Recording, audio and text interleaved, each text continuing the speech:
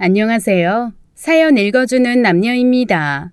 오늘도 와주셔서 감사드리며 그럼 오늘의 사연 바로 소개해드리겠습니다. 사연을 듣고 계시는 애청자 여성분들께서는 충분히 공감하시리라고 생각합니다. 평소와 같은 일상 속에서 이전과는 다른 아주 사소한 차이점들을 문득 마주할 때면 우리 여성들한테는 그 묘한 분위기가 몸으로 확 체감되고는 하잖아요. 이러한 본능적인 느낌과 직감을 우리는 이렇게 부르죠. 촉. 남성 애청자 여러분들께서도 이런 이야기들을 많이 들어보셨을 거예요. 촉이 이상하다 또는 촉이 안 좋다 하는 이야기 말입니다. 그 말들을 굳이 해석하자면 이런 뜻이 되죠. 느낌이 불길하다, 느낌이 안 좋다. 이처럼 여자들이 말하는 촉이란 대부분 자신에게 닥쳐올 위기를 직감했다는 것을 뜻한답니다. 물론 같은 여성인 저 또한 살면서 무수한 촉들을 느끼면서 지내왔는데요. 그 중에서도 저에게 가장 강렬한 촉을 느끼게 만든 상대방은 바로 남편이었죠. 직장 생활 스트레스로 인해 많이 힘들어하던 남편의 표정이 어느 날부터인가 화사한 미소가 꽃피우기 시작했어요. 저에게 수시로 해댔던 일 그만두고 전업주부 하면 안 될까 하는 투정도 전혀 부리지 않게 되었으며 콧노래를 흥얼대며 출근했다가 콧노래를 흥얼대며 퇴근하기 일쑤였죠. 또한 남편은 자신의 신용카드 명세서를 집으로 배달되어 오는 우편물이 아닌 남편의 휴대폰으로만 전송되는 모바일 명세서로 갑자기 바꿔버리기도 했고요. 저에게는 한마디 언질도 없이 말입니다. 여보, 주말에 당신 카드 좀 빌려줘. 당신 카드 쓰지 왜? 옷이랑 향수를 좀 사러 가고 싶은데 내 카드는 이번 달 한도가 간당간당해가지고. 아직 월말도 안 됐는데 카드를 벌써 어디다 그렇게 긁었길래. 남자가 사회생활하다 보면 돈 나갈 일도 있고 그러는 거지 뭐. 그럼 주말에 같이 가자. 이번 주말에 나 시간 괜찮아. 에이, 뭐하러 굳이.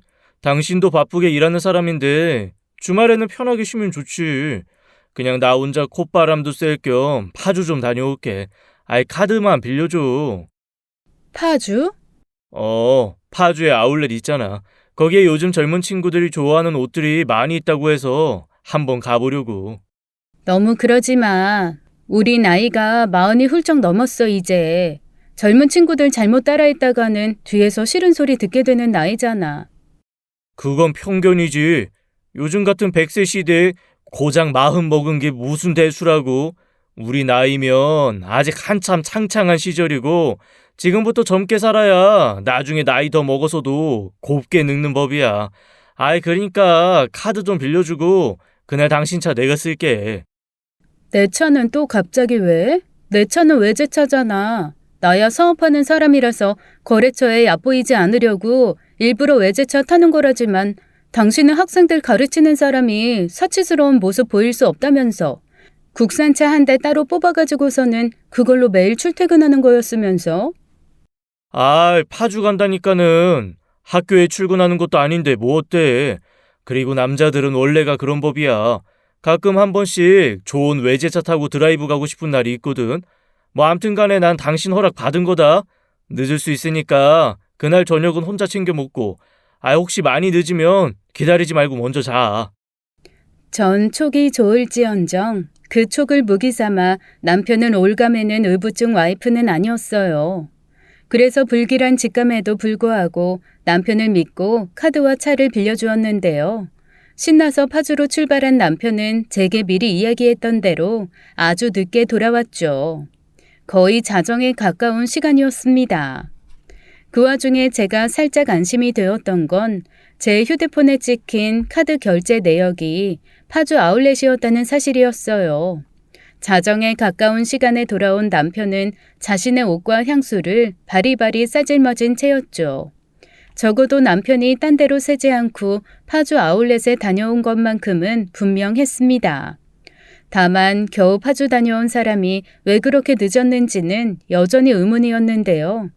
남편이 파주를 다녀온 직후에 맞이한 월요일, 제가 출근을 하기 위해 저의 차에 무심코 오르던 바로 그때 줄곧 느껴져 왔던 불길한 촉이 현실로 닥쳐오고야 말았습니다. 주말 동안 제 차를 쓴 사람은 남편밖에 없는데 제 차의 조수석 의자가 평소보다 뒤쪽으로 제법 밀려나 있더라고요. 마치 누군가가 조수석에 탑승했었던 것처럼 말이죠. 그런데 남편은 제게 파주에 혼자 다녀오겠다고 말했었습니다. 전 또 한 번 불길한 촉이 발동했고 조수석 의자 밑에서 마침내 촉에 대한 증거를 발견하게 되었어요. 그건 바로 저의 것이 아닌 다른 여자의 립스틱이었습니다. 혹시나 내 선물인가 싶었던 제가 립스틱을 뽑아보니 립스틱이 꽤나 많이 달아 있었죠. 즉 누군가가 오랜 시간 동안 사용한 립스틱이라는 뜻이었어요.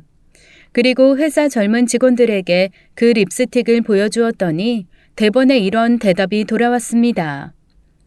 어머, 사장님도 이거 사셨어요? 왜요? 김 대리님도 잘 아는 립스틱인가 봐요. 그럼요. 어떻게 모르겠어요. 요즘 젊은 세대들한테 제일 인기 있는 립스틱인데요. 꼬리가 길면 결국에는 밟히는 법이라고 했던가요? 덕분에 저의 불길한 촉이 전부 사실이었음이 비로소 확실해졌죠. 남편이 파주로 미뢰를 다녀왔구나. 젊은 여대생과 바람을 피우고 다니는구나. 제 남편의 직업은 대학교 시간 강사였습니다. 안녕하세요. 40대 중반 애청자 여성이 사연 올립니다. 세상을 살아가는 대부분의 사람들은 누군가에게 선의를 받으면 그 감사한 은혜에 대해서 선의로서 보답하기 마련이죠. 하지만 아주 가끔은 선의를 원수로 보답하는 배은망덕한 사람들이 종종 있습니다. 그런 악행들은 대개가 아주 충격적인 인상을 남겨버리기 일쑤이기에 우리네 기억 속에는 좋은 사람보단 몹쓸 사람이 훨씬 크게 자리 잡기도 합니다. 아마 그래서 이런 말이 있는 것 같아요. 죽을 놈 물에서 건져 놓았더니 보따리 내놓으라고 한다. 머리 검은 짐승은 함부로 거두는 게 아니다. 제 사연이 바로 그런 이야기예요. 제가 고등학생이 될 무렵까지만 해도 저희 친정은 가난한 집안이었습니다. 친정 부모님께서는 요즘 말로 치면 언제나 투잡을 하셔야만 했어요. 아침이면 공장으로 출근해 몸이 부서져라 일을 하셨고 퇴근 후에는 집에서 옷만 간단하게 갈아입고서는 곧장 다른 야간 공장 일을 나가셨죠. 두 분께서는 당연히 근검절약이 몸에 배어있는 분들이었습니다. 식사는 공장에서 제공하는 질 나쁜 급식으로 늘 해결하셨고요. 생활비를 아끼고 또 아껴서 필사적으로 저축을 하셨습니다. 그러면서 외동딸인 저의 교육에만큼은 10원 한 장 아끼시는 법이 없으셨어요. 자식 교육이야말로 가난을 벗어날 수 있는 유일한 길이라고 믿으셨거든요. 다만 제 친정 어머니께서는 대물림 받은 가난으로 인해 학교를 다니지 못하셨을 뿐 앞날을 미리 내다보고 예견하는 시선이 무척이나 남달랐던 분이었습니다. 이를테면 긍정적인 방향으로서의 촉이 좋은 분이셨다고나 할까요? 촉이라기보다는 세상의 흐름을 읽어내는 해안을 가지신 분이라는 설명이 맞겠죠. 제 외가 쪽은 조상님들께서 독립운동에 힘쓰시느라 가난해졌다고 하는데요. 그전까지만 해도 큰돈깨나 굴리던 상인 집안이었다고 합니다. 친정 어머니께선 조상님의 피를 이어받으셨던 거고요. 그런 친정 어머니께서 이거 돈 되겠다 하며 눈에 띄인 분야가 있었으니 제가 어릴 당시까지만 해도 그게 뭔지조차 생소했던 컴퓨터였습니다. 친정 어머니께서 어느 날 느닷없이 아직 중학생이었던 제게 이런 말씀을 해주시더라고요. 주산학원은 이제 그만두렴. 앞으로 네가 살아갈 세상에서 주파는 쓰일 일이 없는 옛 시절의 물건이 돼버릴 거야. 박물관에나 전시되겠지. 설마 친구들이 다 주산학원 다니는데 나 혼자만 안 다닐 수 없잖아요. 주산 자격증이 있어야 나중에 취업하기도 훨씬 쉽고. 지금이야 그렇지만 앞으로는 절대 아니야. 그러니 우리 멀리 보고 길게 생각하자. 어떻게요? 엄마가 주산학원 대신에 컴퓨터 학원 보내줄게. 컴퓨터 알지? 컴퓨터? 뭔지는 알죠. 그게 어디다 쓰는 물건인지를 모르겠는 거지. 친구들은 그냥 비싼 오락기 정도로 생각해요. 저도 마찬가지고요. 앞으로는 세상 모든 분야에서 컴퓨터가 쓰이게 될 거야. 당연히 컴퓨터 업계가 한동안은 돈을 쓸어 모으게 될 거고. 그래서 엄만 컴퓨터 쪽 회사에 투자할 거야. 적금도 깨고 대출도 어떻게든 받아가지고서는 우리 희진이도 컴퓨터 잘 배워서 그쪽으로 진로를 잡아보자꾸나. 세상이란 원래가 먼저 알아보고 행동하는 사람들이 승리하는 법이라잖니. 응? 네, 뭐 컴퓨터 학원은 다닐게요. 근데 투자는 너무 위험하지 않아요? 제 친구들 중에도 부모님이 그런 거 했다가 집안 쫄딱 망해버린 애들 몇몇 있는데 심지어 대출까지 받아가면서요. 나라에서 가정 환경이 어려운 학생들 중에서 공부도 잘하는 모범생 꿈나무들을 골라가지고선 대통령 이름으로 상장을 내리기 시작했대. 그 상장 상품이 바로 가정용 컴퓨터고, 말하자면 개천에서 용날 만한 장학생들을 나라에서 컴퓨터와 친숙한 인재로 키우려는 거잖니. 이 정도면 장래성은 확실해. 전 그렇게 주판학원을 그만두고 컴퓨터 학원에 다니게 되기는 했습니다만 친정 어머니의 생각과 말씀에 솔직히 반신반의했어요. 대출까지 받아가면서 투자를 하겠다는 생각에는 자식으로서 걱정이 컸고요. 앞서 말씀드렸던 것처럼 컴퓨터라는 물건 자체가 생소하던 시절이기 때문이었죠. 하물며 비싸기는 또 얼마나 많이 비싼지 대기업 같은 곳에서나 쓴다는 얘기가 종종 들려왔을 뿐 일반 가정집에서는 함부로 들여놓을 수도 없었습니다. 그런데 말이에요. 제가 컴퓨터 학원에 등록하고 부모님께서 결국 대출까지 받아 컴퓨터 쪽 분야에 투자를 하기가 무섭게 어머니께서 예상하셨던 일 그대로가 현실에 펼쳐지기 시작했습니다. 그때까지만 해도 아날로그였던 세상은 너무나도 빠르게 변화하기 시작했어요. 대한민국 방방곡곡의 학교들마다 덜커덕 컴퓨터실이 생기더니 컴퓨터라는 과목이 정규 교과 과목으로 편입되었습니다. 초고속 인터넷이 전국에 개통되어서 가정집 거실들마다 컴퓨터가 한 대씩은 들어왔고 심지어는 대학생 언니 오빠들 사이에서는 PC방이라는 컴퓨터를 이용한 새로운 놀이 문화가 자리 잡았죠. 그리고 마침내 대한민국에 IT 벤처기업 열풍이 불어닥치게 되었는데요. IT 벤처기업 열풍의 중심에는 다름 아닌 컴퓨터가 있었습니다. 덕분에 제 친정은 아주 큰 부자가 되었어요. 친정 부모님께서 과감하게 신중하게 투자하셨던 컴퓨터 쪽 회사가 당시 대한민국에서 가장 크게 성공한 IT 벤처기업들 중 하나였거든요. 친정 어머니의 해안은 자식 교육에서도 빛이 났습니다. 일찍이 컴퓨터를 배우게 된 저는 명문대에서 컴퓨터 프로그래밍을 전공하게 되었고 대학생들을 대상으로 진행되는 각종 프로그래밍 공모전에 여러 차례 입상을 거머쥔 끝에 졸업하자마자 대기업에서 거의 모셔가다시피 취직이 되었거든요. 그때나 지금이나 청년 실업이 사회적 문제이기는 매한가지였던 시절이었는데도 말입니다. 대기업에서 어느 정도 경력을 쌓은 이후로는 능력 있는 대학교 동기 친구들과 함께 독립해서 IT 벤처회사를 차렸어요. 하지만 그때 저는 처음으로 깨닫게 되었습니다. 사업가가 되어 회사를 꾸려나가는 일은 그리 만만하지 않다는 사실을요. 사업 아이템이 나빴던 것은 절대로 아니었어요. 저희 회사는 오히려 매년 높은 수익률을 거두며 쭉쭉 성장해 나갔죠. 대한민국의 경제 위기가 불어닥칠 때에도 저희 회사는 큰 어려움을 겪지 않았어요. 다만 제가 사업가로서 어려움을 겪었던 이유는 사람이었습니다. 창업주인 저와 대학교 동기들의 당시 나이가 겨우 30 남짓, 한참 어린 나이에 그 많은 부를 거머쥐다 보니 다들 사람들이 변하더군요. 함께 회사를 운영하는 동기들은 그야말로 전형적인 몹쓸 사업가로 변해갔습니다.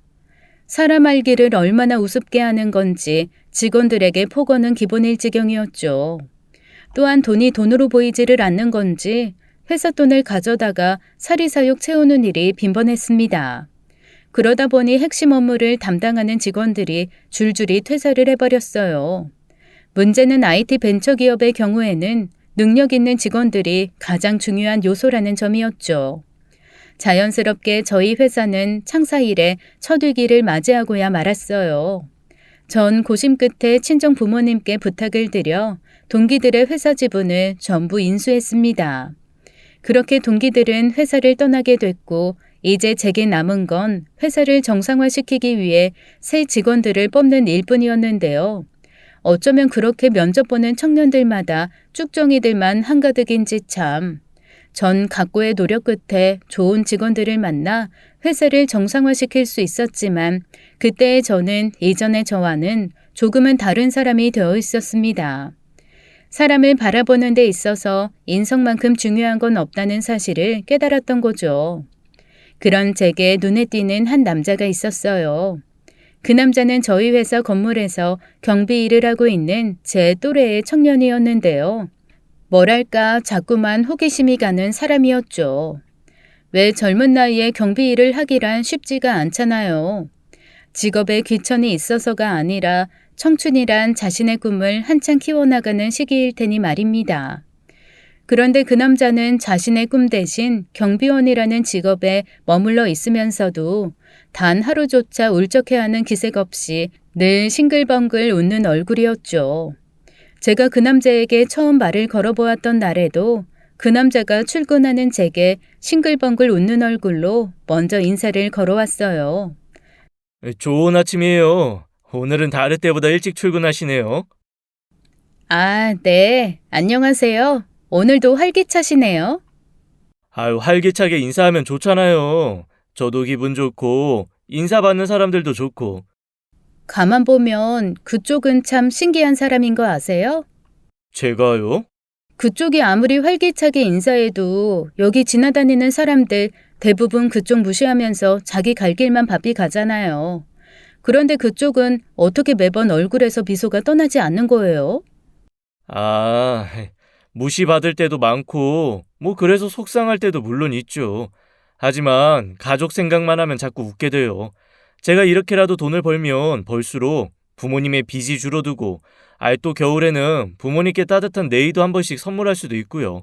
그래서 그런가 낮에는 여기서 경비일하고 밤에는 다른 아르바이트 찾아다니면서 해도 좀처럼 피곤한 줄을 모르겠더라고요. 순간 전 그 남자에게서 가난했던 시절에 친정 부모님의 모습이 떠올랐습니다. 제 부모님께서도 낮에 공장에서 일하시다가 밤에는 또 다른 공장에서 일을 하셨으니까요. 전 그런 그 남자의 미소가 자꾸만 좋아졌고 정신을 차려보니 어느새 제 시선이 온통 그 남자에게만 향해 있었죠. 첫사랑이었어요. 하지만 그 남자에게 섣불리 다가서기에는 서로 간의 경제적 격차가 너무 컸습니다. 물론 그 남자의 가난과 집안 환경을 걱정했던 건 전혀 아니었어요. 다만 저는 세상의 시선을 걱정했을 따름이었죠. 전 30 남짓한 나이에 큰 성공을 거둔 벤처기업 사장.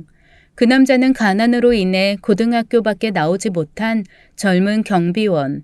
심지어 그 남자가 근무하는 건물은 저희 회사가 입주해 있는 건물, 그런 저희의 만남을 세상이 예쁘게만 봐주리라는 보장이 없었습니다. 전 저대로 저렇게 가난한 남자를 왜 만나지? 힘이 좋은가? 하는 오해를 받기 십상이었으며 반면 그 남자는 돈 많은 여자한테 돈 때문에 일부러 접근한 건가? 하는 소리를 들을까 걱정이었죠. 그럼에도 제가 끝내 그 남자를 선택한 건 삶을 대하는 태도가 너무나도 멋졌기 때문이었어요. 광호 씨는 어릴 적 꿈이 뭐였어요? 대학교 교수님이 되고 싶어요. 저처럼 가난으로 인해 학업을 중단해야 하는 학생들에게 장학금을 줘서라도 공부를 계속할 수 있도록 돕는 참스승이 되고 싶어서요. 그래서 짬짬이 수능 준비 계속하고 있기도 하고요. 부모님 빚 다 갚아드리자마자 교수님 꿈을 향해 후회 없이 내달리기 위해서. 밤에도 아르바이트 한다면서요. 힘들지도 않나? 오히려 즐겁습니다. 꿈을 이어나가고 있다는 사실이 저 스스로 무척이나 자랑스럽고 행복해요. 저는 그 남자의 그 순수한 모습에 매료되고 말았습니다. 그렇게 저희는 연인이 되었고 오래지 않아 결혼 준비를 하기 위해 제 친정 부모님께 그 남자를 인사시켰어요. 앞날을 내다보는 해안이 대단한 제 친정 어머니께서도 그 남자를 한눈에 알아본 모양이었죠. 그 남자가 귀가하자마자 제게 이렇게 말씀하셨으니까요. 사람 괜찮더라. 당장의 어려운 사정만 잘 극복해낸다면야 뭐래도 할 남자야. 거 봐요. 좋은 남자 잘 데리고 왔다니깐. 헤. 그런데요. 그날 친정 어머니께서는 흔쾌히 결혼을 허락하시면서도 작은 걱정거리 하나를 제게 슬쩍 이야기해 주셨어요. 그런데 억지로 웃으면서 다니는 사람처럼 보이기도 해. 네가 옆에서 잘 다잡고 잘 이끌어줘. 아내로서 삶의 동반자로서 그게 올바른 부부잖니. 전 친정어머니의 그 말씀을 가슴에 새긴 채로 결혼 준비를 시작하게 되었습니다. 다만 남편과 저는 결혼에 앞서 각자 한 가지씩 약속을 나누었어요. 먼저 저는 남편의 대학 입학부터 교수 임용까지의 공부를 뒷바라지하기로 했죠. 남편은 본가의 빚은 장인 장모님께 기대지 않고 스스로 갚겠노라고 했습니다. 그리고 저와 남편은 동시에 하나의 약속을 더 했어요. 대학 교수라는 꿈을 절대로 포기하지 않기로. 결혼 직후부터 남편은 약속을 철두철미하게 지켰습니다. 수능 시험 준비를 이어가면서도 투잡 때로는 쓰리잡까지 뛰어가며 얼마 남지 않아 있던 시댁의 빚을 빠른 시일에 모두 갚아내었죠. 빚을 갚아낸 바로 그 해에는 늦가기 대학생이 되었어요. 제가 졸업한 대학교에 떡하니 합격한 것이었습니다. 또 저는 저대로 남편의 공부 뒷바라지에 헌신적으로 최선을 다한 끝에 남편은 마침내 대학원을 수료하며 석사 학위를 취득했습니다. 그런 남편에게는 교수의 꿈을 이루기 위한 일생일대의 선택지가 주어졌어요. 대학교에서 시간 강사로 일해 스스로 돈을 벌면서 대학원 공부를 병행해서 박사 학위까지 취득하느냐, 아니면 계속 제 뒷바라지를 받으며 대학원 공부에만 집중하느냐 하는 선택지였죠. 정식 교수로 임명되기 위해서는 박사 학위가 필수였기 때문이었습니다. 계속 공부 뒷바라지를 하겠다는 심산이었지만 남편은 제 생각과는 다른 선택을 내리더군요. 우리 곧 40이잖아. 나이가 40이면 이젠 내 삶을 스스로 책임질 때가 되었고, 그니까 시간 강사로 일해 돈 벌면서 대학원 공부 이어갈게. 앞으로 박사학위 취득부터 교수 임용까지는 내 힘으로 이룰 거야. 정말 진짜로 괜찮겠어? 박사학위는 지금까지의 공부랑은 달라. 훨씬 힘들어. 그래서 오직 공부에만 집중하는 사람들도 박사 못 되는 사람 참 많고. 아니, 당신은 그동안 나한테 해줄 만큼 다 해줬어. 너무 고맙고, 이제 스스로 바로서는 멋진 남편의 모습 보여줄게. 너무나도 기쁜 순간이었습니다. 내가 남자 하나는 진짜 제대로 알아보았구나 싶은 마음이었죠. 그런 저희 부부에게 단 하나의 고민거리가 있었다면 그건 바로 난임이었어요. 아무리 노력해도 좀처럼 애가 들어서지를 않았죠. 혹시나 싶은 마음에 저희 부부는 병원 이곳저곳들 돌아다니며 검사를 받았지만 매번 돌아오는 결과는 저나 남편 모두 아무런 이상이 없다는 것이었어요. 참으로 귀신이 곡할 노릇이었습니다. 결국 저희 부부는 마지막 기대를 품은 채로 시험관 임신에 도전하게 되었어요. 무릇 시험관 임신이란 부부 모두의 뼈를 깎는 고통이 수반되어야 가능한 일이죠. 거의 운동선수 수준으로 자기 관리를 해야 하는 데다가 성공률도 생각만큼 높지 않기 때문에 몸과 마음 모두 많이 힘든 일입니다. 하지만 저희 부부 또한 부모가 되고 싶은 마음은 다른 부부와 마찬가지였기에 시험관 임신을 선택하는 데 있어서 일말의 망설임조차 없었어요. 그래서 어떻게 되었느냐고요?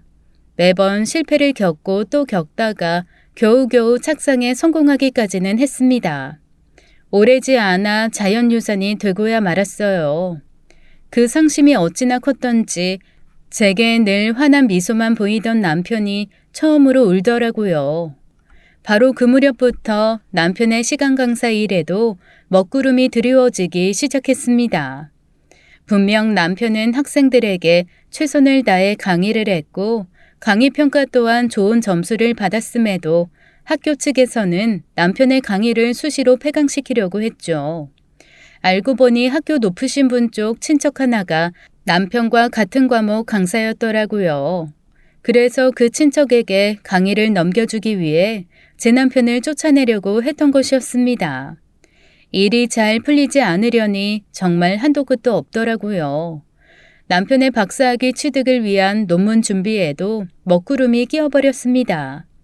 전 세계적인 경제 위기가 발생해버린 탓에 연구비가 대폭 삭감되어 버렸죠. 상황이 그렇게 되자 남편은 날이 갈수록 우울해졌어요. 일 그만두고 전업주부 하면 안 될까 하는 투정을 수시로 부리기 시작했고 대학 교수를 위한 꿈을 이루겠다는 약속을 지키기 위해 아침마다 꾸역꾸역 출근을 하면서도 얼굴에는 힘든 심정이 고스란히 드러났죠. 전 그런 남편의 마음을 다잡아주기 위해 최선을 다했습니다만 어느 날부터인가 저는 남편에게서 불길한 촉을 느끼게 되고야 말았습니다. 남편이 자신의 신용카드 명세서를 집으로 배달되어 오는 우편물이 아닌 남편의 휴대폰으로만 전송되는 모바일 명세서로 갑자기 바꿔놓았더라고요. 물론 저에게는 왜 바꾸게 되었는지에 대한 한마디 언질조차 없이 말이죠. 불길한 촉은 거기서 끝이 아니었습니다. 매일 아침 출근길에 나서는 남편의 얼굴에 화사한 미소가 꽃피기 시작한 것이었죠.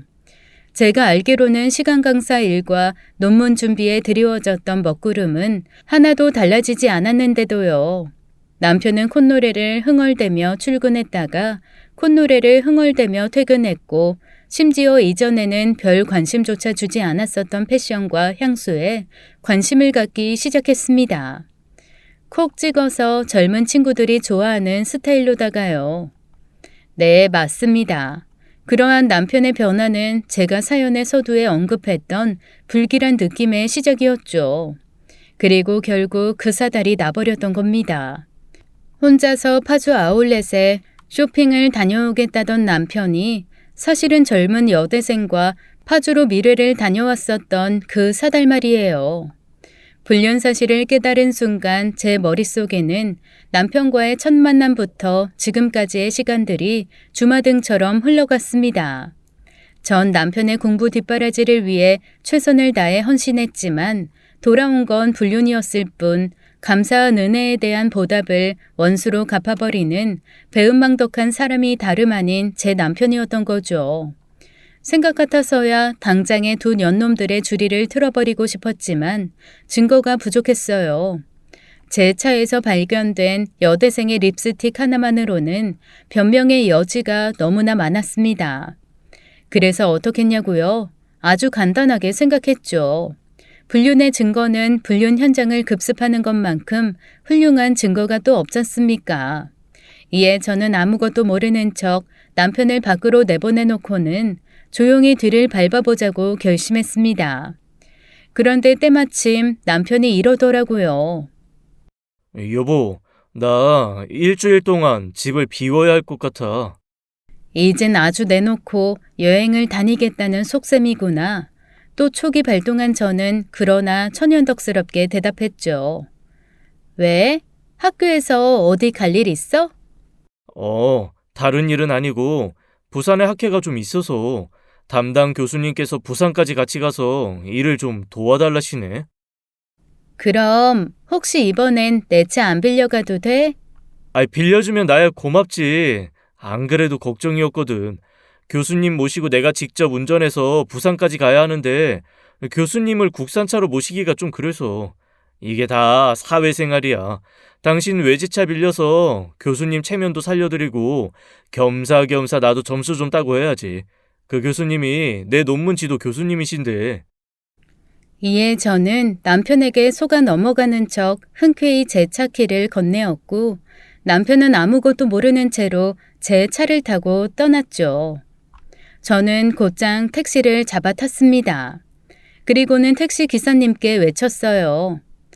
저기 앞에 저 벤츠 보이시죠? 저 차 따라가 주시는데요. 절대 놓쳐서도 안 되고 절대 들켜서도 안 돼요. 택시비는 얼마가 나오든 따따따 더블로 드리겠습니다. 무슨 안 좋은 일이라도 있으신 건가요? 바람피는 남편 잡으러 가요. 그러자 택시 기사님께서 굳은 결의의 표정으로 외치셨습니다. 우리 와이프도 바람나서 도망갔어요. 이 바람 피우는 염놈들은 싸그리 잡아다 불지옥에 쳐넣어야 돼. 택시비 안 받을 테니 안전벨트 꽉 매십시오. 그렇게 전 택시 기사님의 도움을 받아 남편을 추적하기 시작했어요. 아니나 다를까 남편은 지도교수가 아닌 젊은 여대생을 조수석에 태우고는 그 길로 부산을 향해 내달렸죠.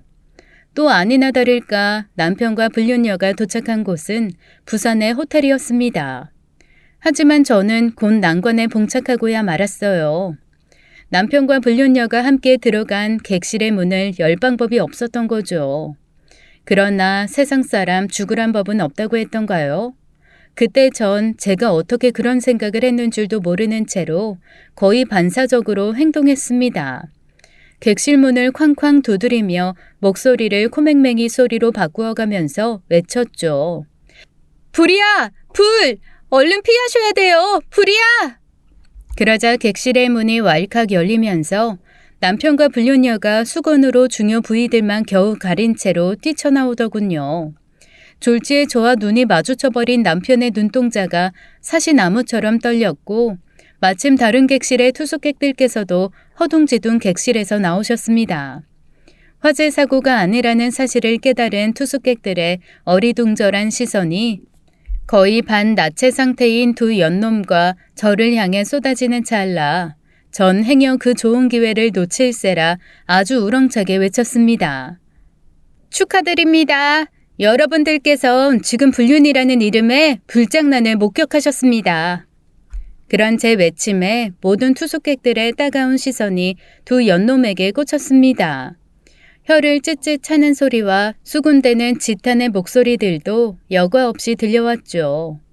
꼴에 쪽팔린 줄은 아는 모양인지 불륜녀는 왈칵 울음을 터뜨리며 객실로 들어가 버렸어요.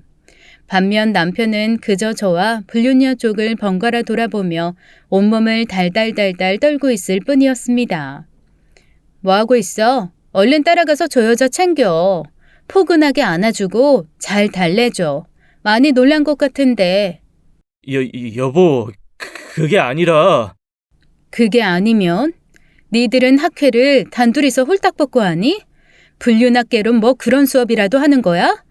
은혜를 원수로 갚아도 정도가 있지. 이 배은망덕한 새끼야. 일단 진정하고, 내가 다 설명할 수 있어. 설명은 저 여자한테 가서 하셔. 왜? 이 순간부로 너랑 나랑은 끝이니까. 제 단호한 태도에 남편은 고개를 푹 숙인 채로 객실로 털레털레 들어갔습니다. 그런 남편의 모습마저도 어찌나 꼴보기 싫은지 결국 제가 소리 없는 눈물을 와락 쏟아내자 구경하던 투숙객분들이 제게 다가와 진심 어린 위로의 말씀들을 건네더라고요. 그렇게 저희 부부는 별거와 이혼 소송을 시작했습니다. 남편이 따로 방을 얻어 나가서 살았죠. 그러는 사이 어영부영 1년이라는 시간이 훌쩍 흘러가 버리더군요. 길어봤자 6개월이면 끝나는 이혼 소송이 1년을 넘기게 된 건 이혼 소송에서 가장 흔한 다툼 중에 하나였습니다. 남편이 제 재산에 욕심을 냈거든요. 변호사님 말씀 못 들었어? 결혼 전에 형성된 재산은 재산 분할 대상이 아니라잖아. 결혼 이후에 형성된 재산은 분할 대상이라는 말은 못 들었고. 그래서? 당신이 내 재산 늘어나는데 뭘 얼마나 보탬이 됐니? 당신이 번 돈이 내 통장에 한 푼이라도 들어와 봤으면 내가 억울하지는 않지. 당신 젊을 때 번 돈은 시부모님 빚 갚는 데 거의 다 쓰였고 시간 강사하면서 번 돈은 대학원 학비로 거의 다 썼잖아. 아 맞다. 그년이랑 불륜 저지른 자금으로도 쓰였겠네. 내가 남편으로 가정에 기여한 몫은 계산해줘야지. 당신 사업 때문에 바쁠 때마다 내가 살림살이 종종 해주기도 했고, 또 내 덕분에 당신 정서적으로 많이 안정되면서 사업도 더 번창할 수 있었잖아. 내가 치사해서 이런 얘기까지는 안 하려고 했는데 당신 공부 뒷바라지 내가 다 했어. 그 은혜를 원수로 갚은 건 당신이고. 나도 치사해서 이런 얘기까지는 안 하려고 했는데 당신 돈 많잖아. 나한테 얼마를 좀 떼어준다고 해도 아무런 지장 없잖아.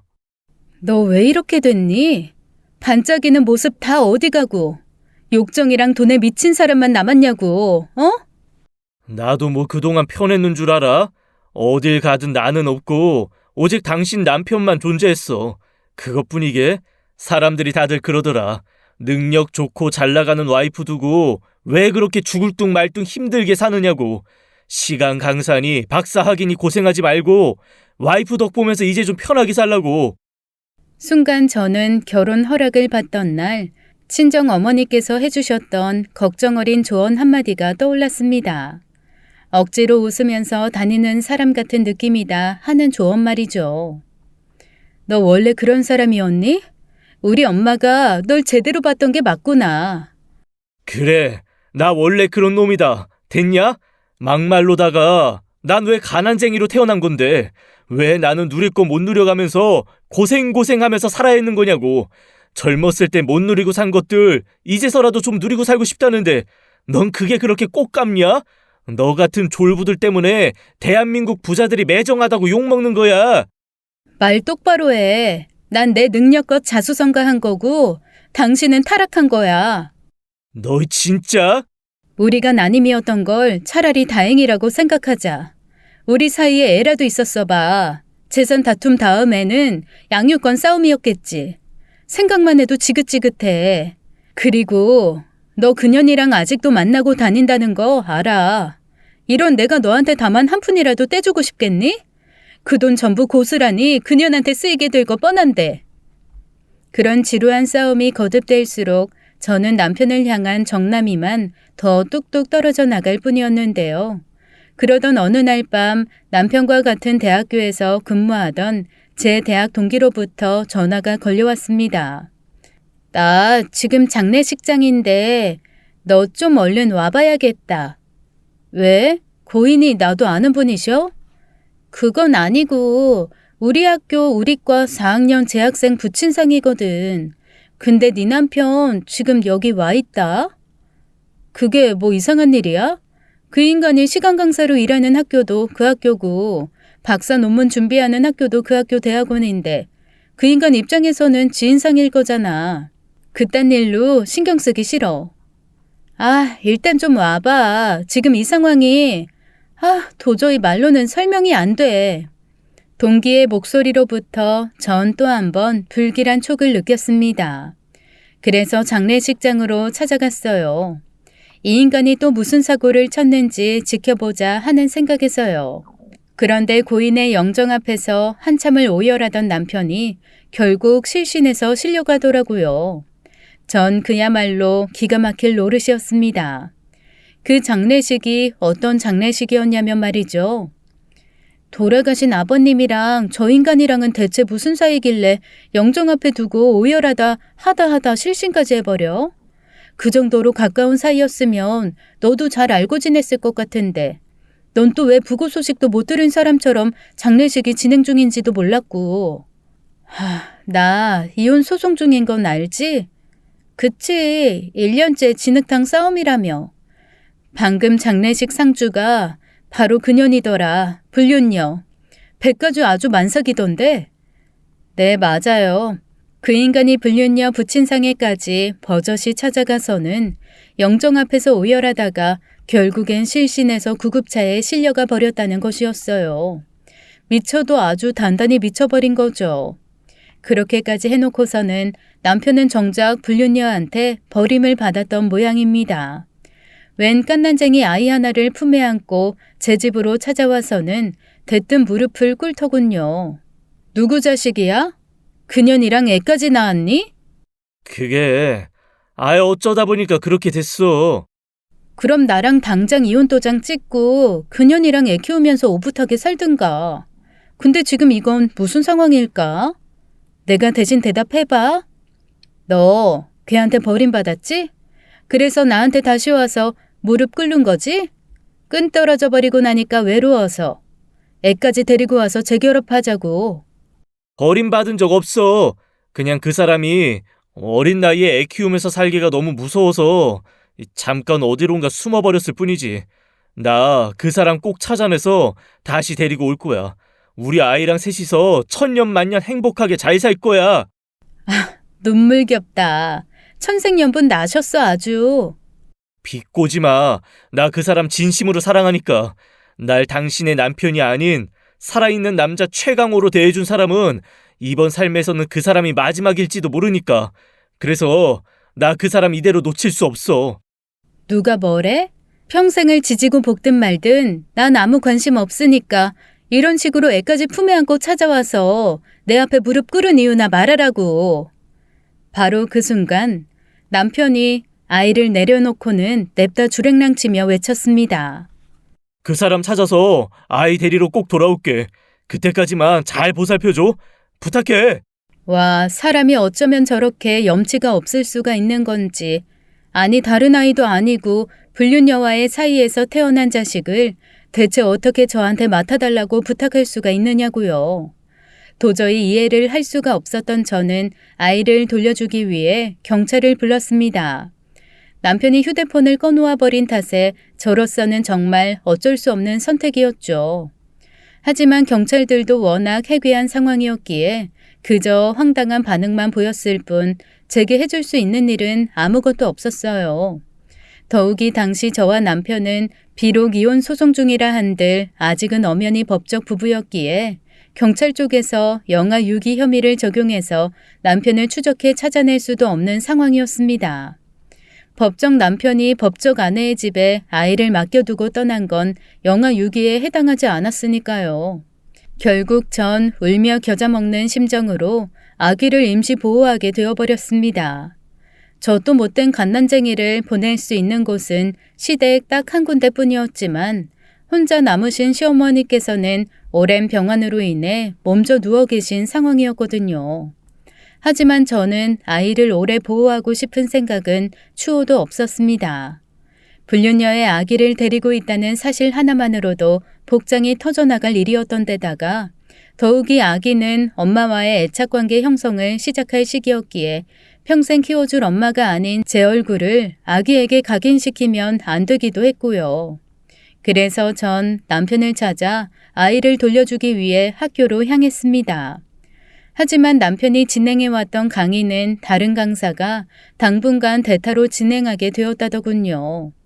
걸음을 돌려 박사학위 논문을 준비 중이던 대학원으로 향했지만 돌아온 건 남편이 갑자기 1년에 딱 열흘 있는 휴가를 한꺼번에 몰아서 내버렸다는 대답뿐이었죠. 그런데 말입니다. 전 그 와중에 또 무언가 석연치 않은 촉을 느끼고 있었어요. 남편이 두고 간 아이를 보면 볼수록 묘한 위화감이 자꾸만 들었죠. 살구색 동양인 피부에 검은 눈동자, 짙은 갈색의 풍성한 베넷머리. 여기까지만 보았을 땐 영락없는 동양인 아기의 모습이 분명했지만 아기의 이목구비가 갓난쟁이답지 않게 너무나도 짙고 뚜렷하다는 것이 마음에 걸렸습니다. 하지만 이내 저는 크게 신경 쓰지 않기로 했어요. 불륜녀 쪽 집안 내력이 대대로 이목구비가 진한 얼굴인가 보다 생각하고 말아버렸죠. 저와는 관계없는 그런 일보다는 우선 남편을 찾아 아기를 돌려주는 게 급선무기도 했고요. 그로부터 며칠 뒤에 남편과의 재회가 아주 뜻밖의 장소에서 이루어졌습니다. 긴 시간 병석에 누워 계시던 시어머니께서 끝내 임종하셨거든요. 시댁 친척 어른으로부터 비보를 접한 저는 장례식장으로 달려갔죠. 아무리 이혼 소송 진행 중이라 한들 며느리로서의 마지막 도리는 지키고 싶었습니다. 그런데 장례식장에서 재회한 남편은 그야말로 개차반 그 자체였어요. 여러분도 같이 생각해보세요. 남편은 불륜녀의 부친상에서 오열하다가 실신해서 구급차에 실려가기까지 했습니다. 그렇다면 낳아주신 친어머니의 장례식장에서는 어땠을까요? 정상적인 사람이라면 차마 형언할 수 없는 슬픔에 몸과 마음이 모두 무너져 내렸겠죠. 하지만 제가 마주한 남편의 손에는 화투장이 들려 있었습니다. 화투짝 들고 신나게 그림 맞추기 하면서 박장대소를 했어요. 피박에 광박, 이판 나가리, 다음판 따따블 하는 소리들을 외쳐가면서 말이죠. 너무나도 기가 막혔던 저는 남편을 주차장으로 끌어내 따져 물었습니다.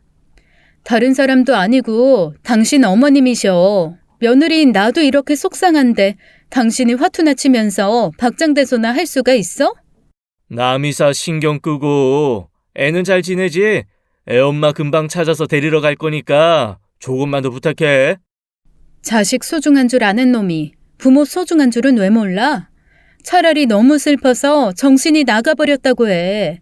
화투라도 치면서 버티지 않으면 당장이라도 숨이 끊어져 버릴 것 같이 괴로워서 도저히 어쩔 수 없다는 변명이라도 하란 말이야. 그럼 나도 아주 조금은 널 이해해 줄 수도 있을 것 같으니까. 슬픈 일이 뭐가 있어. 평생 나 고생만 시키다 떠나버린 못난 엄만데. 그리고 이제 와서 새삼 실망한 척 하지 마. 내가 그동안 어떤 상처를 숨기면서 밝은 모습으로 위장해 살아왔는지 지금은 너도 뻔히 다 알고 있으면서. 야, 최강호. 소리 지를 힘이 있으면 너나 실컷 슬퍼하세요. 난 화투 쳐서 사랑하는 우리 아기 분유값이라도 보탤라니까요. 그 말을 끝으로 남편은 자리로 돌아가 다시 화투장을 잡았습니다. 빈소로 돌아온 저는 시어머니의 영정사진을 바라보며 속으로 하염없이 여쭙고 또 여쭈었죠. 저 불효막심한 아들놈에게 어머님 대신 제가 홍구멍을 내려도 괜찮으실까요, 어머님? 물론 시어머님의 영정사진은 목소리로 대답해주지 않으셨습니다만 전 개차반 인간 쓰레기에게 천벌을 내리기로 다짐했어요. 오직 그것만이 시어머님 떠나시는 먼 길에 제가 해드릴 수 있는 유일한 일이었으니까요. 그렇게 저는 어디론가 조용히 전화를 걸었습니다. 밤이 깊어갈수록 남편의 화투판에 오가는 액수가 기하급수적으로 커지기 시작했어요. 애초에 처음부터 노름판으로 시작되었다고 해도 믿을 지경이었죠. 하필이면 남편이 아주 큰 점수를 따내 많은 판돈을 따게 된 순간 헐레벌떡 달려온 누군가가 남편의 손목을 턱하고 잡았습니다. 그 누군가를 돌아본 모두가 고개를 갸웃했고 어리둥절하기는 남편도 마찬가지였죠. 그 사람은 새하얀 피부와 아름다운 금발의 외국인 남자였거든요. 누구신지 당신이 최강호십니까? 네, 그런데요. 그러면 제 아기 어디 있습니까? 아기요? 아기를 왜 여기서 찾으세요? 여긴 산부인과가 아니라 장례식장인데요. 그리고 제 이름은 또 어떻게 아시고? 어떤 사람이 전화를 했습니다. 제 여자친구가 아기를 낳았는데 최강호 씨가 데리고 있다고요. 도통 무슨 소리를 하시는 건지 누가 전화를 했는데요? 나야. 내가 전화드려서 이리로 오시라고 했어. 당신이 지금 어떤 정신나간 짓거리를 하고 있는 건지 꼭 알려주고 싶어져서. 당신이 자기 자식이라고 생각하는 그 아이를 진짜 아빠에게 되돌려줘야만 했고. 진짜 아버지라니. 너 말 참 웃기게 한다. 그럼 그 애가 저 외국인 아기라는 거야?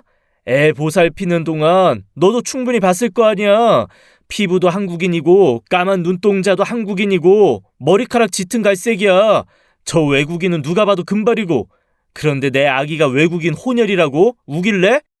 마침 제가 미리 연락을 해두었던 친정 부모님께서 도착하셨습니다. 친정 어머니의 품에는 제가 장례식 참석을 위해 맡겨두었던 아기가 안겨 있었죠. 정말 그렇게 생각해? 저 애가 당신 아기라고? 너 자꾸 말 함부로 할래? 장례식장이라고 사람 못 때릴 줄 알아? 저 아기는 누가 뭐래도 나랑 그 사람이 진심으로 사랑해서 낳은 우리 자식이야. 내가 평생을 목숨 바쳐 키워낼 내 아이. 그래? 그럼 직접 확인해 보든가. 저는 말을 마치기 무섭게 아기의 털모자를 벗겼습니다. 아기의 머리카락이 드러나는 순간 외국인 남자는 크게 웃었고 남편은 무너져 내리듯 그 자리에 주저앉고야 말았죠. 짙은 갈색이던 베넷머리가 모두 빠진 뒤에 새로 자라난 아기의 머리카락은 아주 선명한 금발이었습니다. 누가 봐도 아기의 아빠는 외국인 남자였죠. 이에 저는 일단 아기와 아빠의 안정을 위해 아이를 아버지의 품에 안겨 집으로 보내주었어요. 그리고는 멍하니 주저앉아 있을 뿐인 남편에게 곧장 다시 다가갔습니다. 나도 처음엔 이목구비가 너무 선명하다는 것 말고는 큰 의심 못했어. 나머진 영락없는 한국인 아기였으니까. 다만 너나 나나 육아를 해본 적이 없어서 몰랐었을 뿐이지. 아기의 베넷머리가 빠진 뒤로 새로 자란 머리카락이 그 아기의 진짜 머리 색깔이라는 거. 그 사람한테 나 말고 다른 남자가 있었다고? 기분이 어때? 불륜도 사랑이랍시고 불타올랐다가 그 사랑에 뒤통수 얻어맞은 기분. 하지만 남편은 차마 아무런 대꾸조차 하지 못했습니다. 너가 바람 피운다는 사실 처음 알았을 때 내 심정이 딱 그랬어. 그리고 지금 널 지켜보는 시어머니의 심정도 참담하실 거야. 왜? 정당하지도 못한 사랑 노름에 취해서 불륜녀 부친상 때는 오열하다가 실신까지 해버렸던 자식이 정작 핏줄로 이어진 친엄마 장례식에선 화투장 그림 맞추기나 하면서 박장대소를 했으니까. 평생 나 고생만 시키다가 떠나버린 못난 엄마라면서 슬플 일이 뭐가 있겠냐는 망발까지 짓거렸으니까. 그런 제 꾸짖음에 장례식장에 모두가 숙연해졌어요. 남편 또한 자신의 잘못이 가슴에 사무쳤는지 한참을 괴로워하다가 제게 물었습니다. 어떻게 찾아냈어? 아이 진짜 아빠. 내막은 이랬습니다.